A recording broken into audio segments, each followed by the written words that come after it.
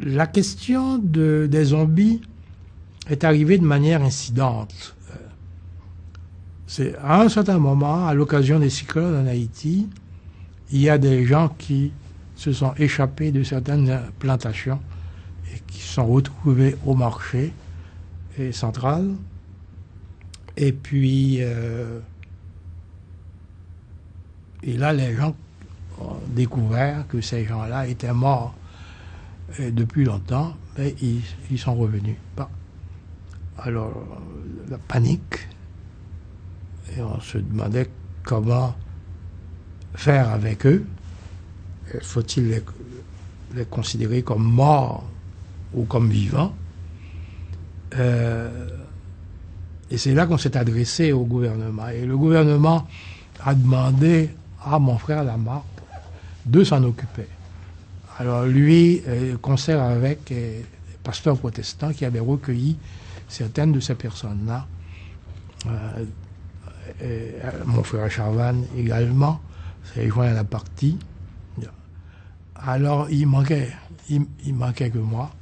Et mon frère m'a prévenu pendant que j'étais au Québec, il m'a dit: on a trouvé des gens qui prétendent qu'ils étaient déjà morts. La population les reconnaît, les parents les ont reconnus, les prêtres qui ont officié là ont reconnu. Là, les incidents se sont multipliés. Les gens ont peur et ont demandé de s'en occuper. On a saisi la justice. Il y a eu des procès-verbaux. Lamarck et Chavannes sont allés. Ils ont récupéré ces patients d'un genre nouveau. C'était pas des malades mentaux traditionnels, mais ils avaient quelque chose de différent. Alors, il y en a qui parlaient du nez, qui avaient un ton nasillard, qui référaient à des choses. Certains avaient perdu la mémoire de manière plus ou moins complète. D'autres évoquaient des choses étranges, des choses gênantes pour certaines familles. Il y a des choses que nous n'oserons jusqu'à présent pas dire, pas provoquer des scandales. Et alors on a investigué tout ça. Lamarck a réuni une équipe. Il y avait les médecins dans l'équipe, il y avait l'anthropologue, sociologue, etc. Là, il me fait chercher, il m'a dit: on sait que vous vous intéressez au vaudou, vous avez déjà fait des terrains, hein. Et alors il m'a demandé de jouer ma partition. Bon. Et c'est ainsi que j'ai pris contact avec, j'ai obtenu une deuxième année sabbatique à l'Université de Montréal. Je suis allé me joindre à l'équipe. On m'a dit on avait déjà fait passer quelques électroencéphalogrammes à certains de ces patients. Il y en a qu'on avait qui s'étaient sauvés d'une manière complètement mystérieuse. On ne sait pas, parce que semble-t-il, les Hongars avaient toujours promis de ne pas laisser ces gens entre les mains de la psychiatrie et de les récupérer. Bon. Alors, effectivement, il a commencé à une qui s'est sauvée en particulier, dans des circonstances qui n'ont jamais été éclaircies. On a craint pour la fugue des autres. La nouvelle a commencé à faire du bruit un peu partout. Les journaux ont commencé à en parler, la télévision. Et on a caché un petit peu ces patients. Au début, c'était au centre de psychiatrie Mars et Klein. Ensuite, on a enlevé de là, a été placé dans un petit hôpital privé. Et puis, et c'est là que j'ai pris contact avec eux. Et quand je suis arrivé du Canada. Et j'ai vu en particulier un qui allait devenir célèbre, il s'appelait Narcisse. Et puis il venait de temps à autre, même après son hospitalisation, il pouvait passer quasiment toute une journée là, assis comme ça, il disait pas grand-chose, sauf si on l'interrogeait. Il y a d'autres qui avaient perdu la mémoire. Et même Narcisse était le plus fonctionnel. C'est ainsi que c'est avec lui que j'ai travaillé le plus en profondeur. C'est avec lui aussi que j'ai fait un petit voyage vers l'hôpital Schweitzer. J'avais commencé à l'examiner, puis j'avais pas terminé. Puis je devais repartir pour le Canada. Alors, on l'avait convoqué à l'hôpital Schweitzer où il est mort. Et alors, mon frère avait trouvé que c'était une excellente occasion de retourner à l'hôpital Schweitzer. Il l'avait fait une première fois. Une première fois, quand il est arrivé avec Narcisse à l'hôpital Schweitzer. Et alors, les gens ne savaient pas de qui il s'agissait. Là, on lui a posé une question rituelle. Avez-vous un dossier ici? Il répond oui. Alors, on lui a donné son nom, puis on a été chercher son dossier. Puis le médecin, c'est un hôpital américain, avec quelques médecins haïtiens. Mais c'est un hôpital dirigé par les Américains. Le médecin qu'il a reçu, un Américain, lui a dit, mais je vois votre dossier, mais vous êtes mort. Narcisse lui répond, mais non, je ne suis pas mort. Bon, je suis là. Puis, l'Américain lui dit, mais dans mon pays, quand on est mort, on est mort. Bon, Narcisse lui répond, en Haïti, ça peut parfois se passer autrement. Alors lui, il se demandait là, à qui il avait affaire. Est-ce un vieux fou, etc. Qu'est-ce que l'autre est en train de radoter? Il y a un médecin haïtien qui passait et qui tout de suite a senti qu'il se passait quelque chose d'étrange. Alors il est venu s'en mêler et il a pris sur lui d'hospitaliser Narcisse parce que Narcisse avait un problème qu'on aurait pu traiter à Port-au-Prince.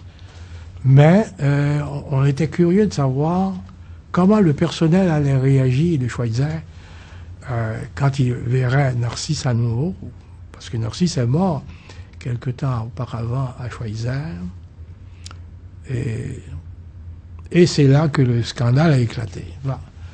Et on lui avait donné rendez-vous une autre fois pour qu'il revienne. Là. Il a suivi une petite opération. Et moi, c'est à ce moment-là que moi, la deuxième fois, je l'ai accompagné. Mais malheureusement, il y a eu un gros accident en cours de route. Et alors, dans cet accident, tout le monde était blessé, mal en point.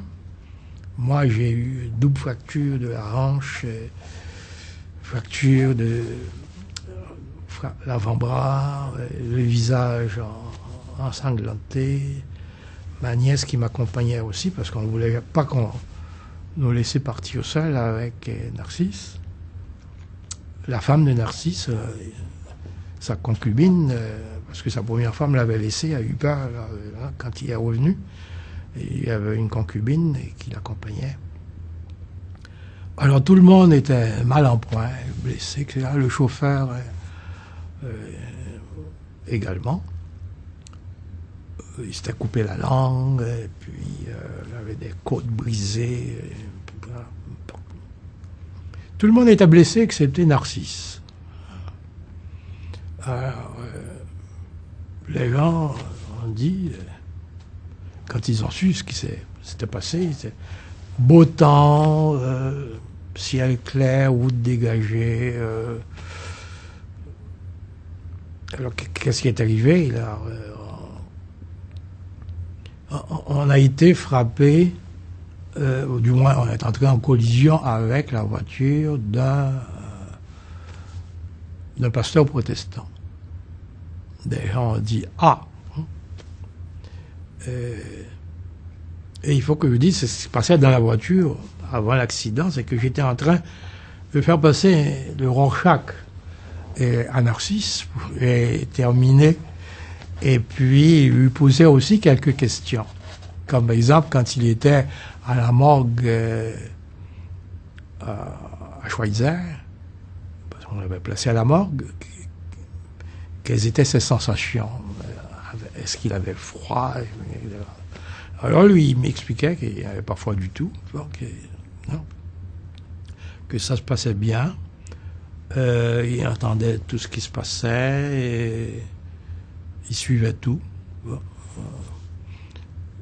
Et quand on l'a enterré, en Haïti, vous savez, quand quelqu'un meurt le matin, il faut qu'on l'enterre l'après-midi à cause du climat très chaud. Pas moyen de conserver le cadavre pendant longtemps, surtout à la campagne. Et puis, il s'est passé bien des choses. Durant la veillée funèbre, quand on clouait le cercueil, il y a un clou qui a blessé Narcisse, il s'en souvenait. Et il a montré les cicatrices. Celui qui avait chanté les funérailles a porté témoignage, a reconnu. On a un procès verbal qui a été tiré par un juge de paix, la commune de Saint-Marc, délégué par le gouvernement, et qui a fait état de toutes les circonstances de la mort de Narcisse, et la mise en terre, puis son réveil, d'après ce qu'il disait, puis son retour dans la communauté.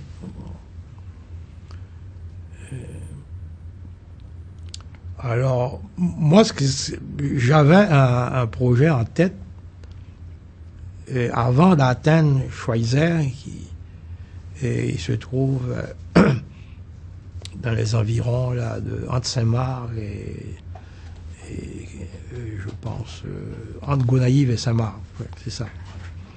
Alors, je voulais passer sur la propriété de Narcisse avec lui et puis le photographier sur sa tombe. Parce que j'essayais d'accumuler des preuves. Et parce qu'en Haïti, et à la campagne en particulier, les gens souvent se font enterrer sur la propriété de la famille. Alors, ils voulaient photographier sur sa tombe. Et j'ai pas eu le temps. Bon, l'accident est arrivé avant ça. Alors, pas besoin de vous dire que ça fait du bruit. À l'hôpital, les canapés verts où j'étais hospitalisé, évidemment, on recevait continuellement des visites. Les gens, d'abord, ont découvert cette histoire-là. Beaucoup de gens ne savaient même pas que j'étais en Haïti, que je suis allé 2-3 fois, que je faisais là. Avec un zombie, où est-ce que je me rendais, pourquoi cette destination-là, quelles étaient les circonstances, et tout leur paraissait étrange. Et plus je leur en parlais, et plus la mentalité à laquelle je faisais allusion fonctionnait, à savoir, il n'y avait rien de fortuit dans tout ce qui est arrivé. Tout avait une explication, avait une cause. Ce qui pour moi était obscur comme explication, eux, au contraire, ça devenait parfaitement clair que les choses se sont déroulées de cette manière-là. Tout a été raconté en détail. Il dit que, au fond, il il n'a jamais été au fond du cercueil. Il avait toujours une impression de flotter dans les airs et il n'avait jamais manqué d'air. Il respirait. Sauf que les gens autour de lui s'en apercevaient pas. Et d'ailleurs, c'est ça qui va donner à Lamarck l'idée qu'il y avait une drogue qui était utilisée et qui servait à induire un phénomène de mort apparente, c'est-à-dire simuler la mort. L'individu n'est pas vraiment mort, on fait comme si, jusqu'à ce qu'on le réveille. Alors lui, il dit, à un certain moment, il s'est senti interpellé, et puis il a entendu frapper, et puis il s'est retrouvé là, au-dessus, près de son cercueil, là, au cimetière. Et puis il y avait des gens qui sont venus l'accueillir et qui sont partis avec lui. Avec toutes sortes de rituels assez élaborés. On l'a amené dans une plantation, sur une plantation. Et c'est là qu'on a découvert, au fur et à mesure qu'on avançait, on découvrait une série de choses. Et quand les zombies ont commencé à parler, ils n'étaient pas seuls. Il y avait d'autres personnes. Et c'est là qu'on a découvert un genre de triangle zombifère. Et où il y avait des plantations où c'est comme si on essayait de recréer les conditions, les anciennes conditions de l'esclavage du temps des colons français. Et il y a des gens qui sont tenus en servitude, et puis l'entourage n'en sait rien, personne n'en sait rien. Hein, et ces gens-là sont au service du maître du rituel, et parfois on les envoie réaliser certaines missions, c'est ce qu'on appelle les expéditions en Haïti. Et ce sont ces gens-là qui vont voler parfois, ou bien qui transportent certaines maladies, transportent la folie, des choses comme ça. Ouais. Alors quand on dit en Haïti, voyez Mossou, ça signifie que on vous envoie un esprit qui est celui de la mort, et là vous devenez comme l'autre, et vous ressentez les mêmes symptômes, vous avez la même maladie qui a tué l'autre. Alors c'est ça le phénomène de l'expédition, qui occupe beaucoup de place dans la psychiatrie haïtienne.